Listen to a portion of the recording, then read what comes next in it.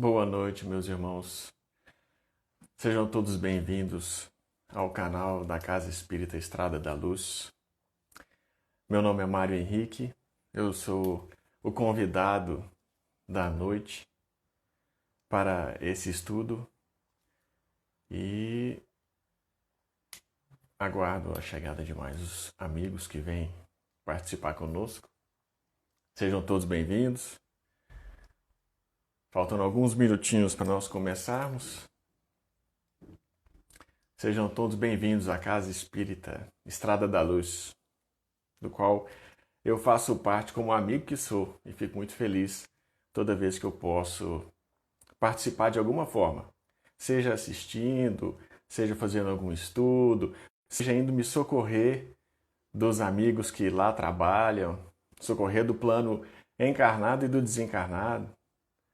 Então fico muito feliz de estar aqui hoje novamente, agora dessa vez, para fazer um pequeno estudo dessa noite sobre um dos temas da bem-aventurança. Boa noite, gente. Sejam todos bem-vindos. Nós faltamos aqui um minutinho para as 8 horas.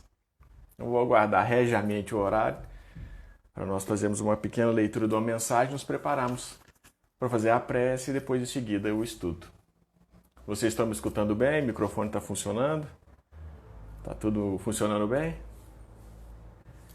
Espero que sim. Eu ainda estou me adaptando. Olha, passado tanto tempo, ainda estou me adaptando com esse negócio de live, que eu vou te falar. Para mim ainda é muita novidade. Ainda prefiro muito mais o tete a tete. Mas tudo bem. Obrigado pela resposta, Franciele. Está tudo ok, funciona bem, som ótimo. Excelente. Então, no meu relógio aqui, 8 horas em ponto, vou ler aqui uma mensagem que eu peguei do livro Vida Feliz, psicografia do Divaldo Franco e Joana de Ângeles, a autora. E a mensagem começa assim: se algum projeto que elaboraste redundou em fracasso, não te aborreças, nem o abandones por isso. O aparente fracasso é a forma pela qual a divindade te ensina a corrigir a maneira de atuar, facultando-te repetir a experiência com mais sabedoria. Quem se recusa a reencetar o trabalho, porque foi mal sucedido antes, não merece desfrutar o êxito dos resultados. A arte de recomeçar é medida de engrandecimento para quem aspira mais altos cometimentos. Ninguém logra respostas felizes sem as tentativas do insucesso. A vida é constituída de lições que se repetem até fixarem-se corretamente. Joana de Ângeles. Bom, então, peço a todos que fechem os olhos comigo nesse momento para irmanarmos os nossos pensamentos numa única direção, em direção à fonte da vida, nosso Pai, Deus, Criador de todo o universo, ao nosso Mestre amado Jesus, nosso irmão maior, aos benfeitores espirituais que dirigem o trabalho, rogando a todos eles que nos ilumine, nos inspire, não só na palavra dita, mas sobretudo na reflexão dos textos trazidos, nas abordagens, ainda que muito imperfeitas, trazendo um pouco de luz ao Evangelho do Cristo. Senhor, permita que diante das nossas dificuldades de entendimento, a Tua palavra encontre em nosso coração o solo fértil, ainda que fraco, mas fértil o suficiente, Senhor, para que a semente do Teu Evangelho produza raízes fortes e que os frutos vindouros, no tempo adequado, possam nos encontrar ainda de mãos ativas no trabalho do bem e na sementeira de amor. Muito obrigado, Jesus, por fazermos parte, neste momento, dessa equipe que, há muito antes de nós, preparou o projeto, o trabalho, o ambiente para que estivéssemos todos reunidos sob o Teu amparo de luz e proteção. E que, ao retornarmos aos nossos afazeres, tenhamos a sensação plena, Senhor, do dever alcançado, de estarmos contigo, alcançando a paz que tanto necessitamos. Muito obrigado, Senhor, e que assim seja. Boa noite, meus irmãos, para quem está chegando agora. Bom, nesse canal aqui da Casa Espírita Estrada da Luz, o tema da noite de hoje que eu trouxe aqui para vocês é uma das bem-aventuranças de Jesus ao pé do monte, subindo um pouquinho do monte, próximo ao mar de Genezaré, ao lago da Galileia, que é uma das bem-aventuranças, é a terceira bem-aventurança. Bem-aventurados os mansos, pois herdarão a terra. Em algumas traduções, bem-aventurados os dóceis ou os pacíficos, porque possuirão a terra. Mas independentemente da tradução, vou ficar com essa aqui, bem-aventurados os mansos, que herdarão a terra, para nós tratarmos um pouco desse assunto na noite de hoje. E é importante duas palavras. É um versículo muito curto, está lá no Evangelho de Mateus, no capítulo 5º, que é onde inicia as bem-aventuranças, o Sermão do Monte, e no 5º versículo, 5:5. É bem curto. Bem-aventurados os mansos, porque herdarão a terra. Duas palavras nos chamam a atenção, a gente vai focar bastante nelas hoje. O que é manso? Aparentemente é algo simples, né? E herdar, esse verbo, no futuro. Mas vamos começar com manso. Eu estava pensando, quando eu estava preparando esse estudo, e lendo também alguns textos, como nós somos amigos, né? Estamos todos aqui num ciclo de amizade, então eu gostaria que vocês fossem bastante sinceros comigo na reflexão. Se vocês fossem chamados de mansos, vocês ficariam felizes? Tomariam como um elogio ou como um xingamento? Se você recebesse uma ligação de alguém, uma mensagem no WhatsApp dizendo: "Oh, mas você está muito manso." Às vezes com um sorriso no rosto, mas você é muito manso. Ou larga de ser manso. Você é meio um tom pejorativo hoje em dia ser chamado de manso ou é um elogio? Porque para a bem-aventurança de Jesus, ele está narrando virtudes de um homem de bem que herdará e que conquistará por conta do seu comportamento um cenário muito mais feliz. Então esse manso não pode ser pejorativo. Mas hoje em dia não tem essa conotação. A conotação de manso, alguém falou, mas você está muito manso.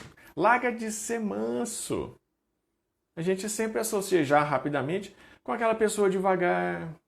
Aquela pessoa que não corre sangue nas veias. É o oposto, né? Corre água na veia.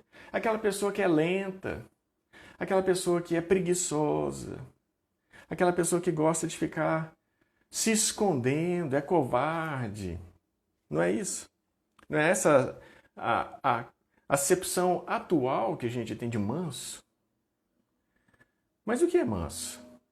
Não pode ser isso, não deve ser isso a que Jesus se referia. Não pode ser isso uma virtude. Nós já temos essa compreensão, não pode ser uma virtude. Mas então o que é ser manso? Ser manso talvez é nós exercitarmos a polidez, a gentileza, né? A docilidade, que em algumas traduções, dóceis, bem-aventurados os dóceis, bem-aventurados os brandos. Então, a brandura, a docilidade, a gentileza, às vezes no trato com as pessoas, é isso que caracteriza uma pessoa mansa. Será? Porque nós conhecemos muitas pessoas, eu conheço porque eu convivo com uma que sou eu mesmo, que sou manso, mas é só o verniz da mansuetude. É só uma fina camada. E basta uma pequena pedra de toque. Pedra de toque é aquela ferramenta que nós usamos para raspar uma joia e ver se essa joia é de ouro maciço ou se é folheada a ouro e ver a camada desse folheamento, se ela é espessa ou se ela é uma camada muito fina. A gente usa uma pedra de toque e raspa aquele ouro e logo vê na raspagem se logo abaixo não é ouro, é um metal impuro, pobre, feio. Pois bem, muitos de nós, e eu aqui estou dizendo que é muito comum, e eu digo por mim mesmo, que eu sou manso, e eu vejo muitas pessoas assim que são mansas quando as circunstâncias à volta permitem que ela seja mansa. Então Quando tudo vai bem, as circunstâncias estão bem, estão no meio de amigos, em momentos alegres, nós somos mansos, somos gentis, somos brandos, somos dóceis. Mas acontece qualquer contrariedade, nós perdemos a beira e a eira.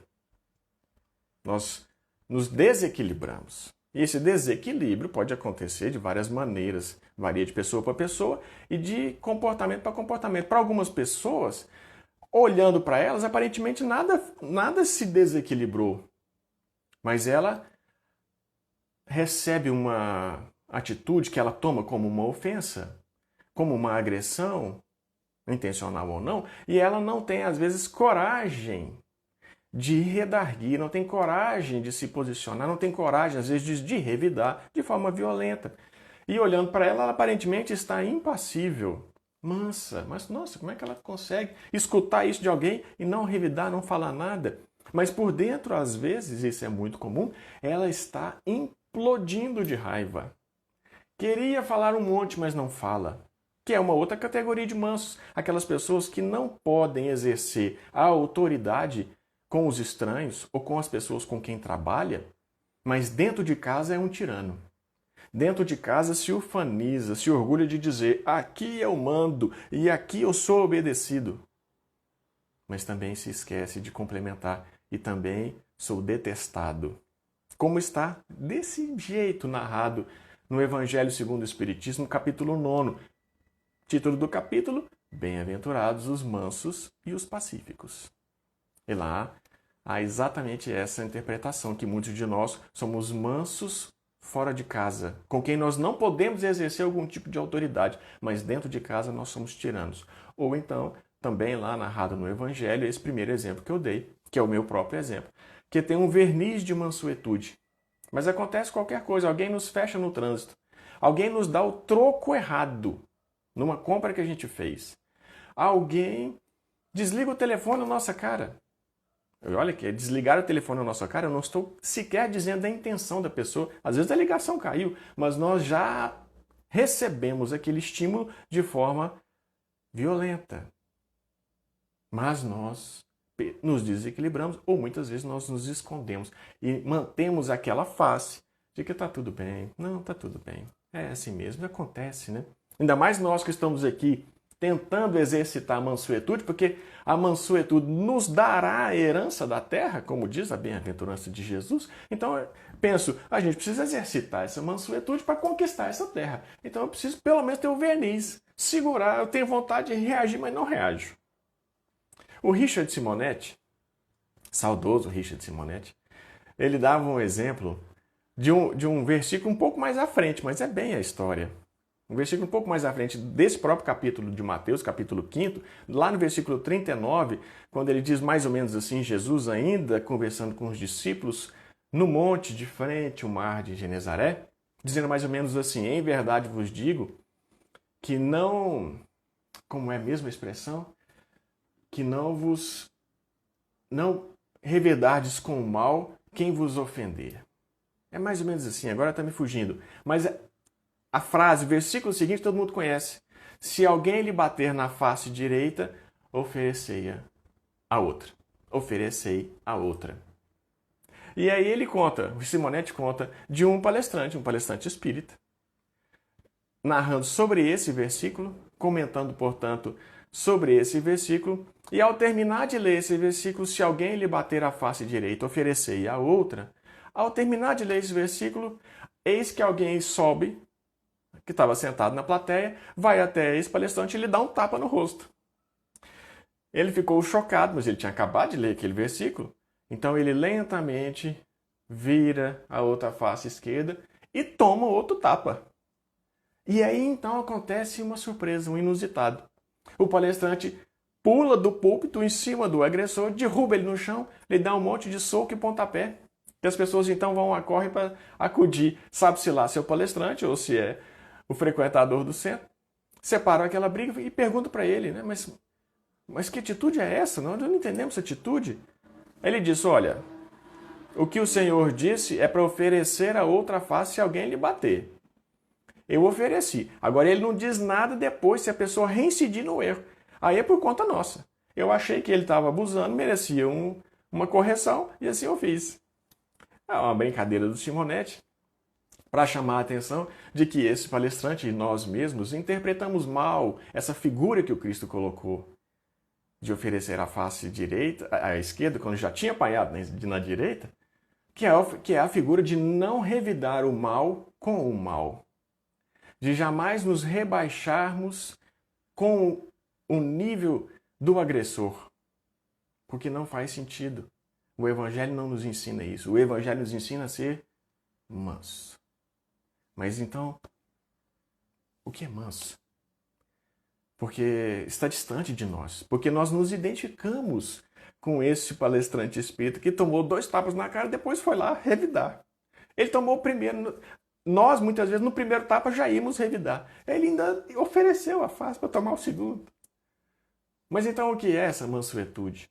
Nós temos dificuldade para entender esse conceito, porque como outras virtudes, Paulo, por exemplo, na carta aos Gálatas, não me lembro o capítulo, eu vou ficar devendo isso, capítulo e versículo, mas numa carta aos Gálatas, ele fala que é o fruto do Espírito, a caridade, a alegria, a paciência, a benevolência, a mansuetude, fruto do Espírito. Então, como isso e como Jesus diz a bem-aventurança, como um conjunto de características, de virtudes que devemos cultuar e conquistar para sermos felizes nesta vida e nas vindouras, né? Nessa existência e nas seguintes, é o caminho para a nossa angelitude.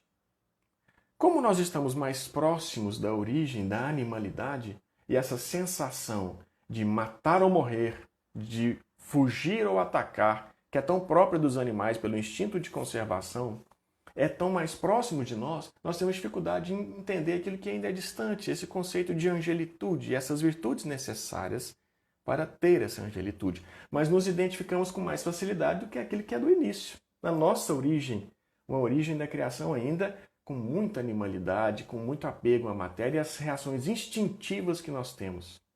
Então, se nós temos dificuldade de entender o que é manso, nós temos capacidade muito tranquila de entender o que é violência, que é o oposto da mansuetude. De uma certa maneira, é o oposto. Em diferentes formas de violência. Não só violência física, muito pelo contrário. Todo tipo de violência.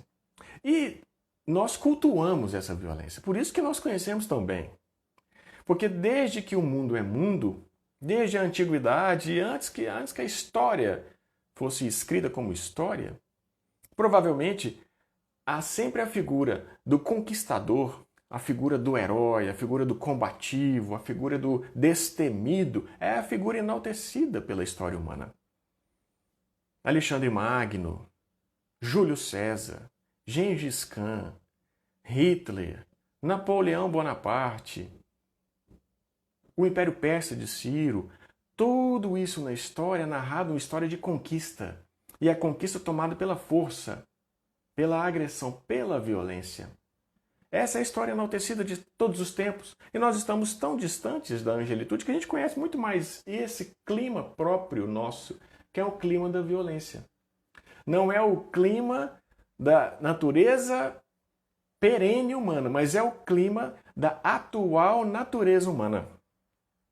E não só as pessoas, as ideias, as ideologias, sejam elas filosóficas, sejam elas políticas, sejam elas religiosas, sempre se pautaram na história humana pelo uso da força, pela imposição, pela violência, pela perseguição.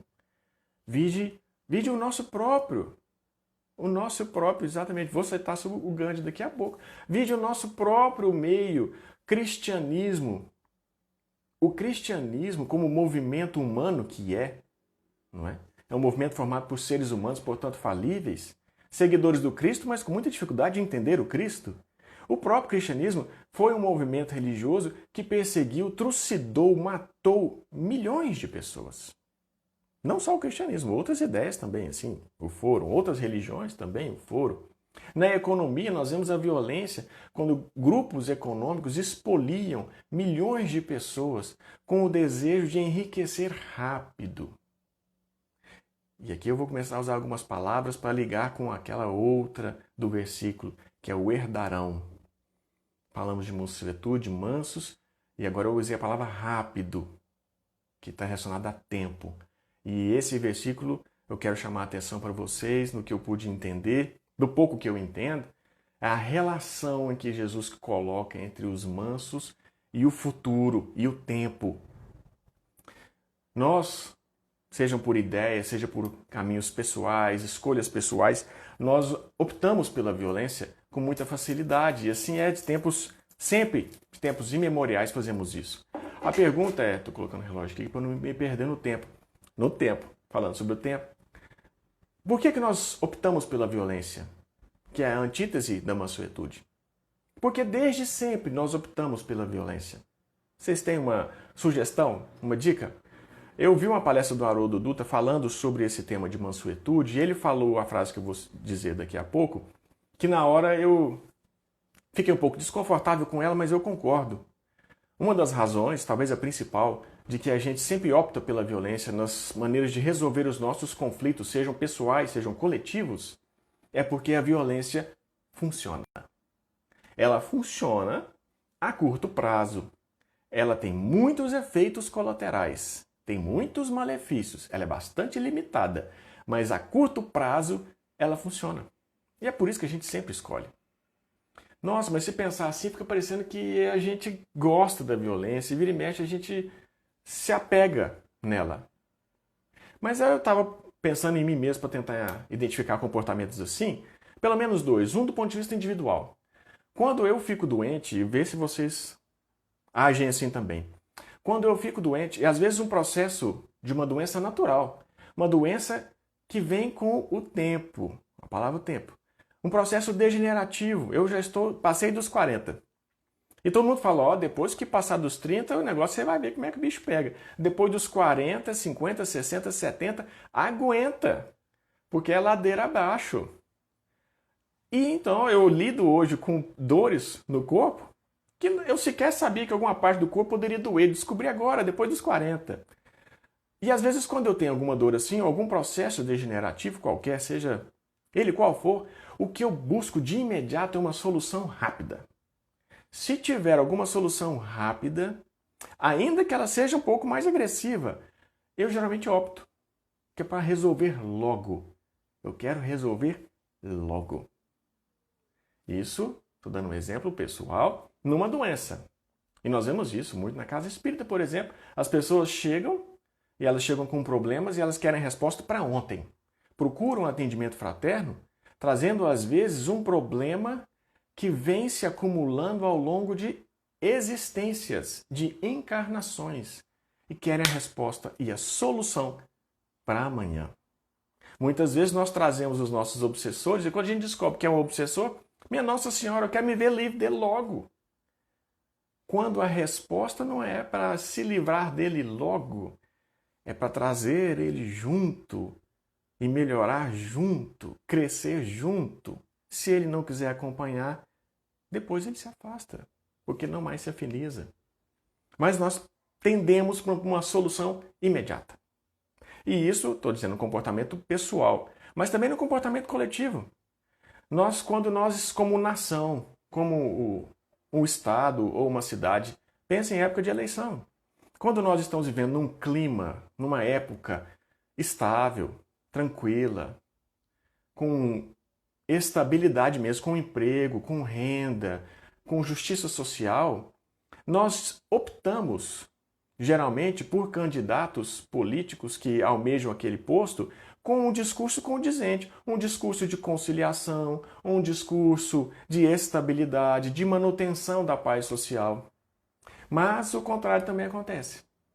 Quando nós estamos vivendo em épocas de crise, e sejam elas crises existentes reais, sejam crises imaginárias, sejam crises inventadas, mas quando estamos vivendo sob épocas de crises, nós tendemos a optar por candidatos que trazem respostas rápidas, respostas às vezes duras, mais agressivas, mas que resolvem o problema, na nossa opinião e na dele, de maneira rápida. Nós estamos optando por um tipo de violência. E às vezes candidatos que têm discursos violentos. E por que nós optamos? Porque nós não queremos aguardar. Quem opta pela violência não quer esperar. Quem opta pela mansuetude, pela mansidão, sabe que deve aguardar. Isso está relacionado com o tempo. Há ciclos naturais. E a gente percebe isso na natureza que nos rodeia. Há épocas de semear e há épocas de colher que são diferentes. Estamos passando agora no inverno. Passamos há pouco tempo, ano passado, na primavera, época de florescência, época de riqueza da natureza, de nos prepararmos para momentos de felicidade e nos prepararmos para os momentos vindouros, onde o outono traz um pouco mais de decaimento das nossas atividades, velocidades, para a chegada do inverno. A natureza nos ensina que há ciclos e nós precisamos respeitar esses ciclos para a nossa própria saúde mental, para a nossa própria saúde física. Devemos aguardar. Mas isso não quer dizer que não sejamos mansos, porque agora podemos então traduzir um pouco mais o que seria isso. Mas antes de traduzir o que seria isso, vou fazer mais uma pergunta para vocês, que para fazermos meditar se nós de fato entendemos o que é mansuetude do ponto de vista da bem-aventurança. Se entre duas pessoas, dos exemplos que eu vou dar, quem você considera de cara assim manso? Entre Paulo e Estevão. Quem leu o romance Paulo e Estevão? Quem é o manso? Quem você classificaria de imediato? Sem pensar, quem é o manso? Paulo ou Estevão? E olha que eu facilitei, olha que eu dificultei um pouco a pergunta. Eu não disse Saulo, eu disse Paulo. Entre Chico e Emmanuel, quem é o manso? Chico? Você diria que é o Chico ou Emmanuel? Entre os apóstolos, Pedro, Simão Pedro, o pescador rude, ou João, filho de Zebedeu, o apóstolo mais novo? Quem você classificaria como dócil? Porque às vezes a palavra manso fica, já falei no início, né? Tem um conteúdo mais pejorativo hoje em dia. Então não pense não no manso, pense no dócil, no doce, no brando. Quem desses dois? Paulo ou Estevão? Chico ou Emmanuel? Pedro ou João? Nós imediatamente tendemos a reconhecer essas pessoas. Mas se nós entendermos que manso não é somente o dócil, não é somente o brando, não é somente o gentil no trato, mas é sobretudo aquele que venceu os impulsos violentos e tornou-se senhor de si mesmo. Vou repetir. Dócil não é aquele que é o manso, não é aquele apenas que é meigo, doce ou brando. É aquele que venceu os impulsos violentos e tornou-se senhor de si mesmo. Por esse aspecto, todos esses que eu falei são mansos, são dóceis. Eles têm características de personalidade diferentes. Alguns são mais secos, outros são mais gentis no trato, mas todos são senhores de si. Todos dominam os seus impulsos e exercitam a sua ação pautados muito mais no espírito imortal do que no ego provisório.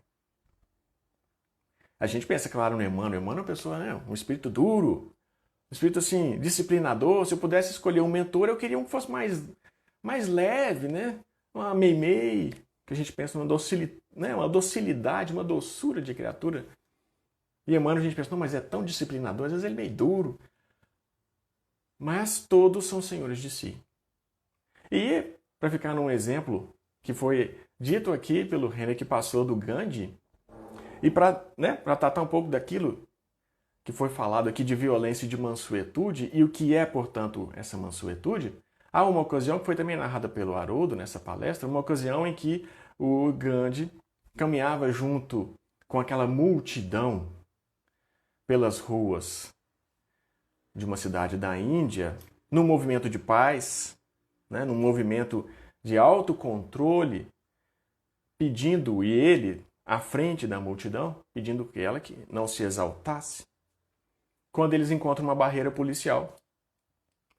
E naquela época, né, todos sabem, a Índia ainda estava sob domínio do Império Britânico, portanto, um império cuja religião dominante é a religião cristã, anglicana, cristã, e estava aquele império na Índia colonizando um país de maioria hindu. E Gandhi, caminhando à frente da multidão, é parado por essa barreira policial. E o policial que o para manda que ele retorne junto com todos. E Gandhi não retorna, ele fala, não, nós não retornaremos. E então o policial lhe dá um murro na face direita. Gandhi, franzino, magrinho, tantos jejuns já efetuados, cai ao chão com um golpe, o sangue escorre de um lado, ele com dificuldade se levanta, olha para o soldado e diz, nós não retornaremos. E o soldado então desfere um outro golpe. Estão recordando aquela história de Simonete? Na outra face, o Gandhi cai no chão novamente. E novamente ele se levanta. Ao que o soldado pergunta a ele, mas quem foi que lhe ensinou ser tão manso, ser tão covarde, não se defender? Ao que o Gandhi respondeu, esse homem que está no crucifixo do teu pescoço. Olha que resposta. Olha que resposta corajosa. Olha que resposta de energia. E a narração conta de que essa frase de Gandhi foi dita com tanta energia, né, com um magnetismo tão intenso, que esse soldado começa a chorar. Mas claro, porque é uma resposta de muita coragem, de muita força, mas não é uma resposta violenta. É uma resposta de quem domina a si mesmo. E ele chama a atenção na resposta, a atenção do comportamento alheio. Ele está chamando a atenção para aquele que deveria seguir o Cristo, usando um crucifixo, e tem uma atitude como aquela. Mas nós dissemos, né? As ideologias se impõem, em geral, pela força, não pelo convencimento que o exemplo traz. Mas, voltando ao versículo propriamente dito, quando Jesus diz, bem-aventurados os mansos que herdarão a terra, dissemos aqui que nós optamos pela violência porque não queremos aguardar. E já o manso opta pela mansuetude porque sabe que deve aguardar. Então, somos mansos, quando nós nos tornamos mansos, não é porque nós ignoramos a violência, porque nós fugimos da violência. É o contrário, porque nós conhecemos a violência, porque nós fomos muito violentos. E nós conhecemos tão bem que nós sabemos como ela age, que ela tem uma eficácia muito pontual e muito curta. Nós sabemos das suas limitações, sabemos dos seus efeitos colaterais e, por isso, escolhemos não ser violentos. Escolhemos agir de forma dócil, mas agir, não confundir mansuetude com impassibilidade, com ser impassível. Exemplo de Gandhi que foi acabado de ser dado. Quando a gente olha na bem-aventurança, a gente pode pensar que é uma novidade trazida por Jesus. Em muitas ocasiões, o mestre se utilizava de versículos já existentes na Torá, na Bíblia judaica, que era do conhecimento do público para o qual ele falava, justamente para reforçar que ele não veio destruir a lei, mas dar-lhe cumprimento. E esse versículo é um dos exemplos. Bem-aventurados os mansos que herdarão a terra. No Salmo de Davi é muito parecido. No Salmo 37 de Davi, quando diz, mas os mansos herdarão a terra e se deleitarão na abundância de paz. Serão muito felizes, se regozijarão na abundância de paz. Mas o tempo também é o futuro. Ou, no livro dos profetas, um deles, Isaías, também tem lá no capítulo 65, eu anotei aqui o capítulo 65, versículo 9, quando diz, os meus servos, os meus escolhidos habitarão a terra, e os meus servos nela, os meus servos herdarão a terra, e os meus escolhidos nela habitarão. Ou ainda em Provérbios, lá no capítulo 2, versículo 21, 22, que eu também anotei, mais ou menos assim, os homens retos herdarão a terra. Sempre nesse sentido, de que os mansos, os dóceis, os corretos herdarão a terra. O que é esse herdar a terra?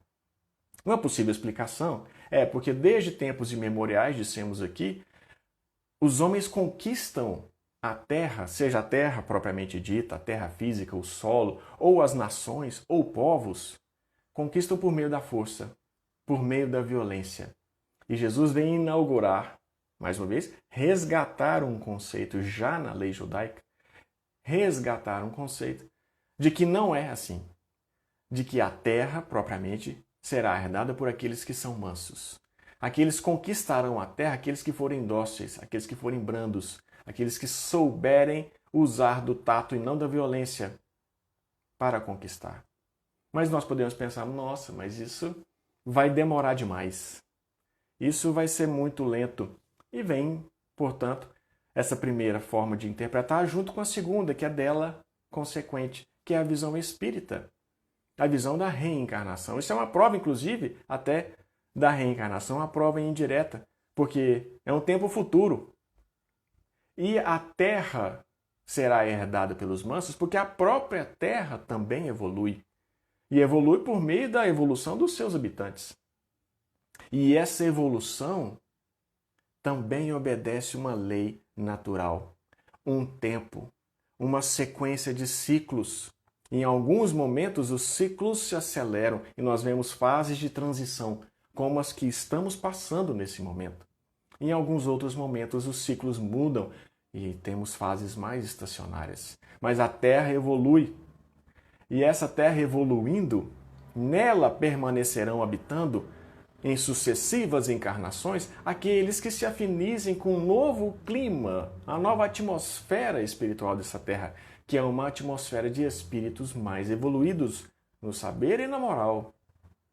Aqueles que forem recalcitrantes, aqueles que forem insistentes, rebeldes na violência, na agressividade, que nasce do orgulho, do preconceito e do egoísmo, esses não terão mais espaço aqui, nessa terra renovada, e serão convidados a habitar mundos condizentes com seu nível evolutivo. Também é uma interpretação dessa, de que nós herdaremos a terra no tempo futuro, se nós formos condizentes com a semeadura aqui atrás, anterior. E aí eu trago um texto de Emmanuel, que está no livro chamado Amigo. É a terceira mensagem desse livro, chamado Auxílios Antecipados. Porque podemos pensar assim, dizendo de tempo futuro, de herdar lá na frente, nós não vamos tomar pela força, não preciso correr atrás, eu ganharei. Herdar é diferente de tomar, é o oposto. Eu não vou tomar para mim, eu vou ganhar. Bom, Emmanuel traz isso para um pouco mais próximo, para uma relação temporal mais próxima, nessa mensagem chamada Auxílios Antecipados, no livro Amigo. E eu vou ler aqui a frase de abertura dessa mensagem. Ele diz assim, cultiva, ele está dando um verbo no imperativo para nós agirmos. Tu, eu, nós, cultiva a afabilidade na área dos relacionamentos com os outros, lembrando a experiência do lavrador, que sabe, por antecipação, a espécie de fruto que colherá, porque vive conscientizado das particularidades da sementeira. Olha as expressões que ele usa, Emmanuel, que ele escolhe. Cultivar. Cultivar como um lavrador. Ora, cultivar como um lavrador é estar condizente com as leis naturais, com o esperar. Cultiva a afabilidade no trato com as pessoas, lembrando um lavrador que sabe o tipo de fruto que colherá lá no futuro, porque ele vive consciente. Não é inconsciente, ele vive consciente do tipo de sementeira que ele faz. Olha se não é exatamente isso que Jesus estava dizendo sobre mansuetude e herdar a terra. Só que Emmanuel traz isso para um trato pessoal mais próximo de nós. Porque ele abre essa mensagem lembrando-nos que nós vivemos sob sob o jugo das leis naturais, nós vivemos sob o tempo. Nós colheremos aquilo que hoje nós plantamos. E estamos colhendo hoje aquilo que nós plantávamos em encarnações anteriores. Ele traz esse ensinamento para agora, para o momento presente. E ele dá alguns exemplos, que eu vou aqui citar alguns. Ele diz assim: sabe aquele amigo que você tem que te parece menos simpático, para não dizer que é antipático, menos simpático e que você habitualmente suporta? Pois saibas que, atendendo a princípios de educação, você hoje suportando esse amigo, pode ser que provavelmente no futuro seja ele o chefe de repartição onde você trabalha. Sabe aquele companheiro que você considera portador de maneiras estouvadas, uma pessoa desagradável? Provavelmente será o irmão que no momento oportuno te arrancará de crises amargas. Sabe aquela nora, aquela moça cujos hábitos e comportamentos nós hoje desgostamos e que gostaríamos que não estivesse próximos a nós? Talvez aquela nora no futuro seja a pessoa que cuidará de nós como uma irmã zeladora ou de alguém que nós amamos. E ele termina a mensagem dizendo assim, que eu achei muito legal, muito bonito. Hoje pode ser o teu dia de suportar. Olha a palavra que ele usa, que é um certo consolo para nós. Não está dizendo nem o dia de nós amarmos, nem o dia de nós exercitarmos o bem. Exercitar o bem no limite da força que nós temos hoje talvez seja suportar. Mas esse suportar, a palavra que ele usa no início, com afabilidade, com doçura. Hoje pode ser o teu dia de suportar com doçura. Amanhã, no entanto, precisarás dessa ou daquela pessoa considerada difícil, que te tolere em algum momento infeliz. Agora é o teu instante de algo ofertar a benefício de alguém. Depois, no entanto, surgirá, talvez sem que se espere, o teu momento de receber. É exatamente isso que é se herdar a terra no momento da nossa colheita, mas que Emmanuel traz para algo mais próximo de nós, o nosso convívio íntimo com as pessoas que nos rodeiam e o exercício dessa brandura e docilidade com frutificação mais à frente, às vezes nessa mesma encarnação. E a gente percebe isso, a gente vê exemplos disso conosco ou na nossa família. Embora a gente opte majoritariamente, na maioria das vezes, pela violência nas nossas ações, porque queremos respostas rápidas, nós não fomos feitos para viver no clima de violência. Nós somos filhos de Deus. Como numa expressão também emanuelina de Emmanuel, nós somos lucigênitos, nascidos da luz, e para a luz nós deveremos ir. Devemos brilhar. Brilha a vossa luz. Portanto, nós não fomos feitos para viver num clima de guerra. E a gente vê isso de forma clara. Quando nós estamos trabalhando num local onde reina a fraternidade, a alegria, a leveza, onde estamos com amigos, lembre você onde esse que eu estou te dizendo, um cenário assim, né? Estamos aqui numa casa espírita, trabalhos na casa espírita são trabalhos estafantes. Vai trabalhar na sopa, vai trabalhar na peregrinação, vai trabalhar no atendimento fraterno, vai trabalhar vocês na Estrada da Luz, recebendo tantas pessoas doentes do corpo e da alma. É um trabalho fisicamente desgastante. Mas nós conseguimos suportar esse trabalho ficando horas nele. E no final das contas a gente sai com o corpo meio alquebrado, mas com a mente leve, a mente alimentada. Ao contrário, quando nós frequentamos um ambiente em que vige, em que impera a inveja, a competição, o despeito, a animosidade, nós não conseguimos ficar 15 minutos nesse ambiente. Nós adoecemos. Adoecemos do corpo e da alma, com reflexos psicossomáticos. Portanto, nós somos feitos para viver em clima de paz. Lembra o Salmo de Davi, Salmo 37? Os mansos herdarão a terra e se deleitarão na abundância da paz. E para pegar um exemplo, né, que nós citamos aqui na pergunta, quem era mais manso, Paulo ou Estevão, cada um à sua maneira, mas exercitavam o controle de si mesmos. Estevão e Paulo dividiram um momento na vida deles muito parecido com esse que eu acabei de narrar do Gandhi e o soldado, mas agora é invertido. Agora, o primeiro mártir cristão era o perseguido. E uma outra entidade, Saulo, ainda Saulo, representante da raça dos hebreus, dos judeus especialmente, o perseguidor. E a cena é muito parecida, está narrada aqui no livro que eu citei, né? No livro Paulo e Estevão. A cena é muito parecida no capítulo em que Estevão é levado ao sinédrio e ele se defende das acusações de que ele era um herege, né? Um herege das leis judaicas, da lei mosaica, porque ele tinha abraçado Cristo. E ele se defende de forma muito corajosa, sem violência, mas de forma muito forte. Mas a força na atitude, a força no olhar, não a força física. E chega um ponto que essa força ela é tão agressiva para para Saulo, que Saulo perde a paciência e vai até ele e lhe esbofeta. Na verdade, ele soca, ele dá murros no rosto de Estevão, e Estevão sangra e não revida fisicamente. E Paulo então pergunta para ele, olha, se não é a mesma pergunta que Gandhi escuta 19 séculos depois. Paulo pergunta para ele, não reages, covarde? Tua escola é também a da indignidade? Ao que o pregador cristão, Estevão, apesar dos olhos molhados, responde com firmeza, a paz difere da violência, tanto quanto a força do Cristo diverge da vossa. Essa resposta foi dita de forma tão firme e tão verdadeira que Saulo imediatamente para aquela agressão.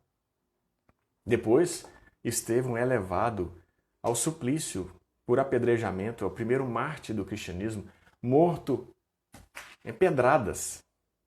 E ele morre, ele desencarna naquele momento.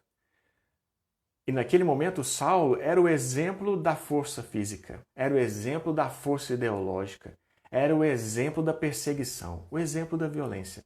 E Estevão, o exemplo da força moral, o exemplo da força cristã, o exemplo indelével da fortaleza íntima, que a despeito das circunstâncias externas permanece sempre a mesma. E ele acaba então desencarnando, ele acaba morrendo numa sessão, né, de apedrejamento, conforme a lei judaica assim instituía. E para todo mundo que conhece, né, sabe aquele momento dramático que foi. Dramático para nós que lemos hoje, a gente lê, quando eu sempre leio eu me emociono. Mas para Saulo, especialmente para Saulo, ainda não Paulo, mas para Saulo, esse momento que ele encontra uma força que ele jamais tinha percebido, ele que vivia em paz com a sua consciência, a partir desse momento, ele não vive em paz. O mundo dele tinha virado de cabeça para baixo. E ao invés dele ainda perseguir a mansuetude e a docilidade no trato, ele fica ainda mais violento, ainda mais irascível, porque ele sabe que ele foi confrontado com uma força que é muito superior a ele. E ele então vai perseguir ainda mais os iniciantes do cristianismo na casa do caminho, vai perseguir Ananias, que é aquele que havia convertido a sua amada Abigail, e é nesse momento que ele encontra o Cristo naquela passagem memorável.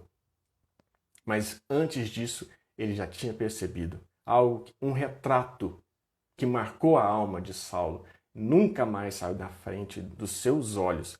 Era a figura de Estevão, apanhando Estevão, sendo apedrejado, e ainda pedindo ao Cristo que perdoasse Saulo, o seu perseguidor, porque ele não sabia o que fazia.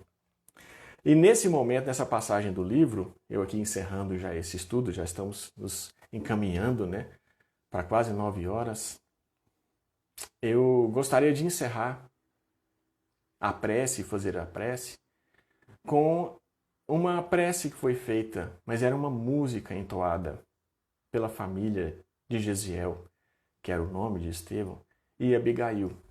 E nesse momento especificamente, o momento que ele está sendo apedrejado e morto, né? Que Abigail descobre que ele é o irmão, e é uma cena muito forte.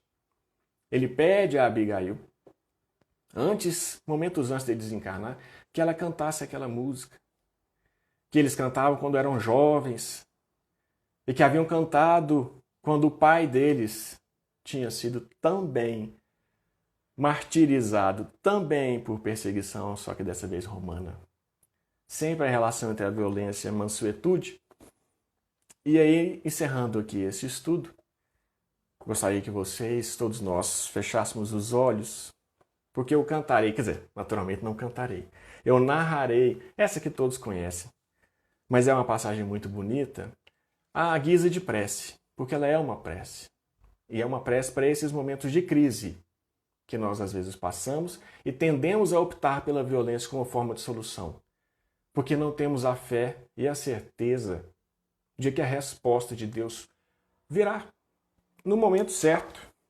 De acordo com a nossa sementeira, ela virá. Agradeço a presença de todos vocês. E agora, para encerrar, fechar os nossos olhos. E a prece é a prece que Abigail narra ao pé de Estevão, que eu lerei para todos vocês. Senhor Deus, Pai dos que choram, dos tristes, dos oprimidos, fortaleza dos vencidos, consolo de toda dor. Embora a miséria amarga dos prantos de nosso erro, deste mundo de desterro, clamamos por vosso amor. Nas aflições do caminho, nas noites mais tormentosas, vossa fonte generosa é o bem que não secará. Sois em tudo a luz eterna, da alegria e da bonança, nossa porta de esperança, que nunca se fechará. Quando tudo nos despreza, no mundo da iniquidade, quando vem a tempestade sobre as flores da ilusão. Ó Pai, sois a luz divina, o cântico da certeza, vencendo toda a aspereza, vencendo toda a aflição.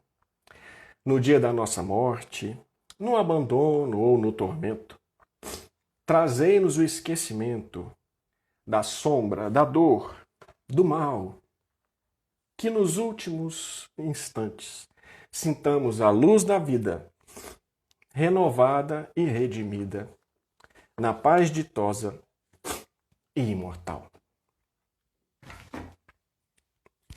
Que Jesus nos abençoe e que tenhamos todos uma boa semana. Obrigado pela presença de todos, fiquem com Deus e até mais.